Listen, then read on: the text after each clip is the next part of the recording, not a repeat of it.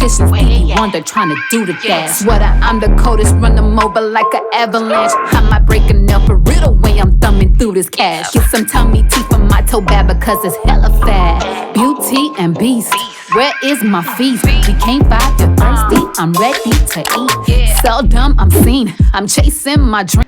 What is up, my blushing glams? Stock up fake for me. It is your girl Blush, and I am back with another episode of Glam Chat. And back by popular demand, we are here with another Boss Babe University series. So I've been getting a lot of people asking about, hey, what happened to the Boss Babe University? What happened to the Boss Babe University? When are you gonna do another Boss Babe University? And you guys are right. This is a channel about, Boss Babe, lifestyle, and vlogs. So I definitely have to give you guys what you asked for. And what better time, since we're all talking about goals and everything in the beginning of the year, than to bring you guys back to Boss Babe University. Now, before we do that, y'all already know the drill. Okay? There's a button down there that says subscribe. If you're not already part of the Glam Squad, make sure you go ahead and click that subscribe button. If you're not sure, I'm probably about 99.97% sure at the end of this video, you will make the decision to press that button. So let's not waste any more time and let's get right to what we're here for. So, as I explained, in the beginning of the year, y'all already know the new me, new year, new me shenanigans are here. Part of that, a lot of people are talking about goals, financial goals. Part of that financial goals is talking about savings. But haven't you guys noticed that in the last few years, if you have tried this whole savings saga, that by the time week 3 or week 4 comes, or month 2 or month 3 comes, you've already fallen off of your savings goal? You stop savings, or you just don't know what happened, okay? Well, I'm gonna give you my theory. A lot of times, we can't keep our savings goals because we've never even budgeted. We've never even factored it into our budget. So today, I want us to just simply talk about budgeting. Some tips, some hacks, things that I've learned along the way, things that I'm probably gonna implement, and things that you can do as well on your end so that you can keep your goal when it comes to saving. All right, so let's get right to it. All right, so when we talk about budget, and I know it's a topic that not a lot of us want to talk about. It's that part of money that we don't want to talk about. We don't want to talk about the responsibility part when it comes to money. We want to talk about spending money and the joys of spending money. Well, the problem is that if you're spending too much money and you don't know where your money is going, eventually you ain't gonna have no money to spend. All right. So with budgeting, you avoid having to get to those woes, get to those roadblocks, and to that brick wall that sends you into debt.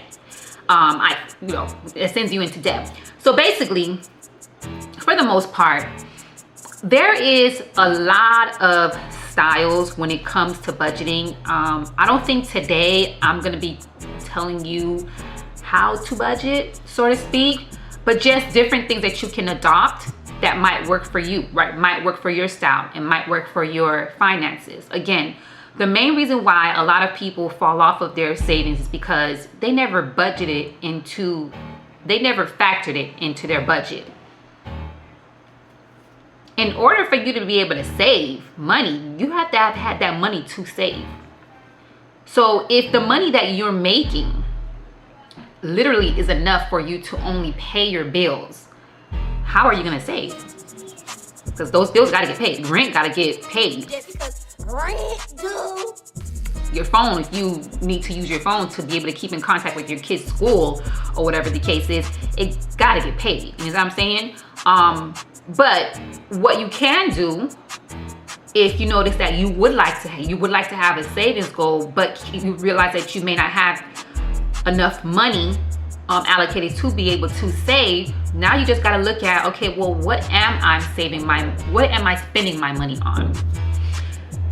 So to me, the first thing that I think one should do, preferably write it down. A lot of people, I'm a little old fashioned, so I like to write things down. but you can always use your computer, or Excel file, I wouldn't say PowerPoint. I mean, you can use a PowerPoint, you can use Word document, but basically you want to outline everything that is a must, everything that comes monthly, even weekly, everything that is a fixed bill that you get periodically, that you have to pay periodically.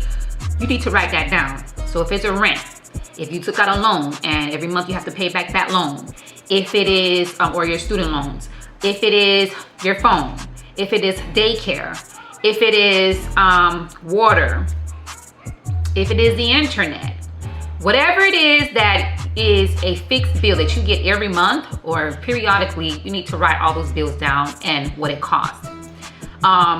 At that point, I think when you are actually looking at your bills, hopefully it will click in your mind, dang, this is the reason why I have less than what I think I need to have in order to save.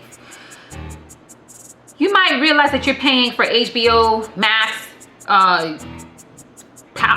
whatever, Stars, Netflix, Amazon Prime, all these extra stuff that you could probably do without. And when you subtract that from your monthly bills, you found out that you actually have an extra $25 that you can put away towards saving. Remember, savings is not only just limited just to like a regular savings account because you want to save to go on a trip, because you want to save to buy that purse, or because you want to save, you know, for whatever. That's great. It's great to be able to have a savings account for that, so that you're not spending your regular money on those things. But savings account is also important because you should have an emergency fund. Because if your car breaks down, you have, you know, car maintenance, you have, you know, if you own a home, there's things in the home that might break down that unfortunately when you don't have a landlord, or you don't live in an apartment where you can go to the leasing office, it's you own a home, those are things that you have to come out of the pocket to fix. You get sick, you have to go to the hospital, your child gets sick, all these are extra things that can come about in life that you need to allocate in an emergency fund. Otherwise, again, you'll be tapping into important bills money in order to cover those things, when if you had an emergency fund or a savings account that can take care of those things. Anyways, back to what I was saying. So you outline all the things that you have monthly bills for. Kind of see if there's anything that you can kind of subtract from them. If there's nothing that you feel like you can subtract from there, then you basically start to, I would say, maybe grab a calendar. Grab a calendar, and on that calendar, you can basically put dates. Let's say, for example, I'm gonna use a person that has a 9-to-5 because that's probably the average American. Not everybody is an entrepreneur, but and things might be a little bit more iffy when it comes to entrepreneurs because you may not have a set date that you get paid. So that's why I'm gonna just use that person who has a 9-to-5. So you use your calendar, and let's say 2 Fridays out of the month is when you get paid. So you would basically dock that on your calendar when you get paid. Maybe you can probably put a $sign on there so that you know, ding ding, that's when I get paid. You're also gonna put on the calendar all those dates that all the dates for those bills that you have. So if rent is due on the 1st, you put rent. If your phone bill is due on the 13th, you put your phone bill there.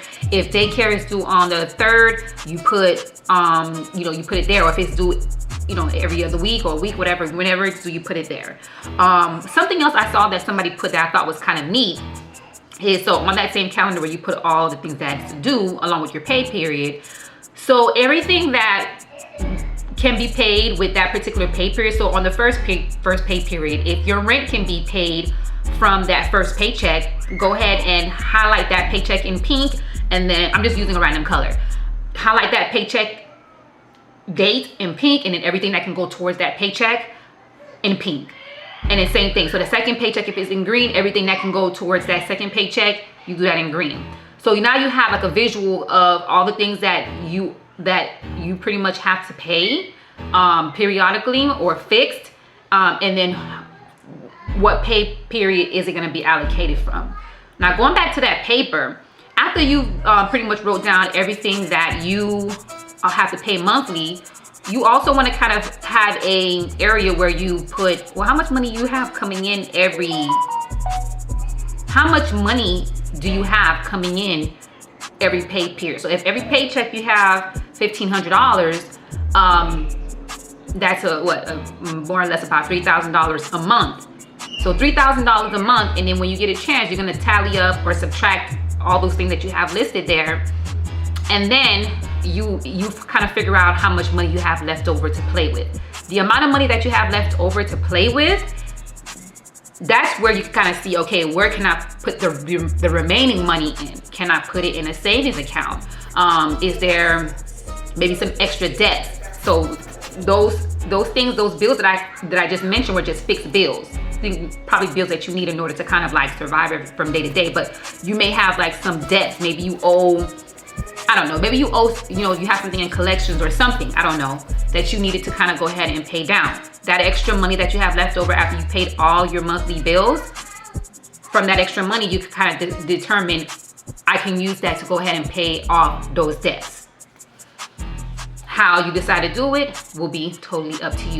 Now you know how much money you have left, and you can kind of factor it into your budget so that you're not falling off. And if your paycheck is more or less the same, like if you're salaried and your paycheck is more or less the same, it's even better for you, because now you know for sure what your check is gonna look like, what your monthly income looks like. Your bills are probably gonna be the same, so you know how much is gonna be taken out of your monthly income and what's left over. So it gives you a better idea of what kind of goal can you give yourself when it comes to savings, as opposed to giving yourself a goal that you honestly cannot obtain, that you cannot keep, that you cannot commit to. Therefore, that's why by month 3 or week 3, we fell off of our savings goals. Another thing that I've used in the past, which I want to start getting back into it. I think I told you guys, I may have showed you guys before that I created my own envelopes. You can use any envelope that you want, but I just, just to kind of give you a little bit of sense of encouragement, having a fun looking envelope, I think encourages people a little bit more to do certain things. So anyways, you can basically get certain envelopes, and in those envelopes, so if you have 7 envelopes and you label those envelopes, so one envelope could be rent, could be phone, could be travel, could be this, that, and the third. So basically you call this the envelope system. And what some people do, there's different ways to do it, but I guess the most common way would be when you get paid, even if you get direct deposit, basically you just take all the money out of your account. So again, if you get $1,500, you get all that money out of your account, and you got the hard cold cash in your hand now. $1,500 in your hand. So before you spend that $1,500, you have it in your hand, and you basically allocate a certain amount of money every month to those envelopes, so that by the time that particular thing is due, you already have the money basically set up in that envelope to take care of that. And because it's already in that envelope and it's already allocated for whatever's in that envelope, you're not compelled to actually spend that money. Sorry if you guys hear the helicopter out there. There is more in-depth ways to do the envelope system. This is not what this video is about. It's just, I told you I would give you some hacks and some examples of basically budgeting.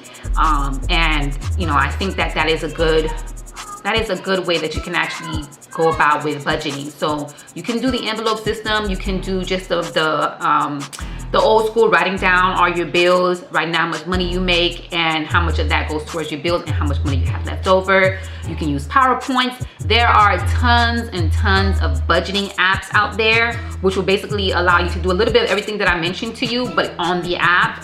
Some of these apps also do exactly what I told you before, where it would just kind of look at what you've been spending some unnecessary money. So if they notice that you've been doing a lot of eating out and things like that, which that's another thing I'm gonna go ahead and talk about.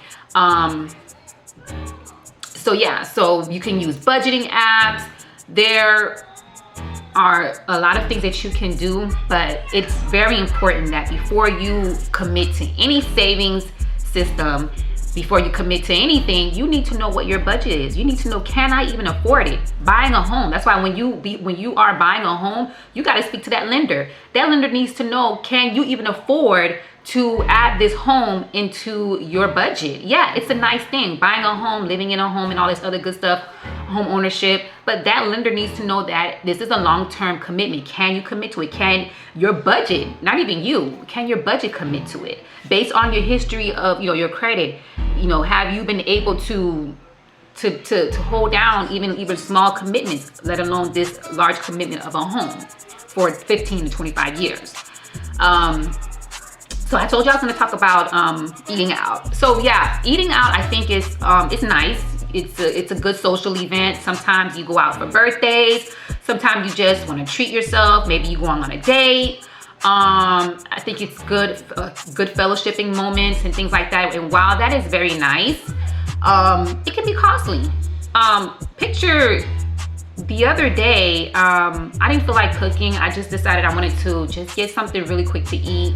My daughter was with me and she said she was hungry. I went to go pick her up from preschool, and on our way home I just stopped by a fast food restaurant, a drive-thru, and literally for myself and her meal, a toddler, and I think I got like a kid's meal, our meal almost cost me about $15-16 just for 2 people. And my way, where that may not sound like it's a lot, if you factor out doing that 2 or 3 times a day and then 5 or 7 days out the week, that can end up costing. So while you are kind of budgeting, again, looking to see what you can kind of take away from your budget, because things that are unnecessary spending that you can take away from the budget and add into other areas, you can add it into the savings area. So unnecessary eating out, you can probably subtract at least 2-3 days out the week. If you've been doing it 7 days out the week, subtract 2-3 days out the week and just stay home and cook. Even if you gotta cook noodles or something, something simple. If you're not a chef, because I'm not a chef. Y'all know my husband is the chef of the family. But I'm sure there's something that you can probably put together. Save your money that day. Also, meal prepping. I think if you actually take the time out to prep your meals ahead of time, and I've mentioned to you guys before that I wanted to kind of get into the whole HelloFresh thing. I actually just started my subscription, so I'm gonna see how that goes. I think my first delivery is next Monday, so we'll see how I like it. But even if you don't do something like HelloFresh, you can do your own meal prepping. When you go to the grocery store, you basically map out for the week, what do I want to eat? If you know what you're gonna eat ahead of time, then you already basically kind of cut in half wasted time and wasted money, because you know what you're gonna eat and you get what you're gonna eat and you kind of prep for it. So what some people do is they may like buy certain meats ahead of time and then they season it. When they purchase it, they season it and put it in the freezer, so for the week it's already done, so that when it's time for them to eat, they just take it out the freezer, let it thaw out, and then they just start cooking. So it's not wasting time. Because I know sometimes the reason why I don't want to cook, because I just think about the time that it's going to take for me to have to put that meal together. But if you've already, again, meal prepped, you save a lot of time, and you're probably more likely want to do it. So I think that's a great way to kind of save money. That money that you're wasting on food or eating out can go towards savings, which will keep you on your goal. Shopping, you already know. I do a lot of it, but I'm also a very big advocate of making sure that you're being responsible when you shop. And I say that I always try to be an advocate of it, because I know the drama that it can do to your finances when you're just like unnecessarily spending money, things that are stupid expensive, and just pointless, because after a while they just sit around and they're not even of use. So definitely cut back on the shopping if you could. Just use shopping as like a treat to yourself. Maybe like once or twice a month if you can afford it, if you can budget it, if it fits in your budget. If it doesn't, don't do it. Don't do it. Yeah, but just little things that you can just kind of put away. I think those are some good factors. Hopefully, because I don't want to kind of like do too much talking. Maybe I could probably do like a part 2 of this, but hopefully I have given you guys some great tips that will help keep you on your savings and your financial track. But definitely number 1, before you create any savings goals, any financial goals, number 1 is to create and know what your budget is. There's no way that you're going to be successful in doing anything financially if you don't know what your budget. Okay. All right, you guys, I thank you so much for watching me today. Don't forget to hit that subscribe button, the like button, keep the engagement going on in the comment section below. Love you guys. Peace.